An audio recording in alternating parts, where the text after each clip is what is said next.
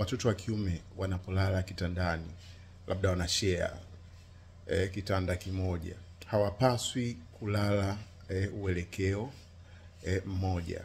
Yani mmoja anapaswa kugeuka kichwa chini, mwingine upande mwingine.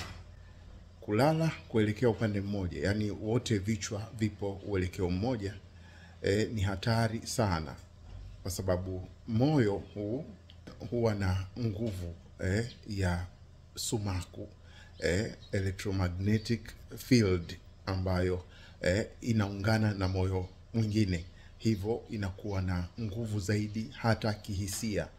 Maana yake vitendo ikiwemo kupendana watu wa jinsia moja, hata vitendo vya ushoga na usagaji hutokea baada ya watu kulala kuelekea upande mmoja.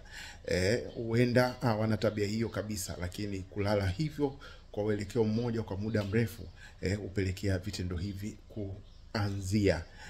Kama una watoto wako pia, hata kama ni wa jinsia tofauti, wageuze upande tofauti, kwani pia kuna hatari hata ndugu wakaingia kwenye vitendo hivyo vya uhusiano.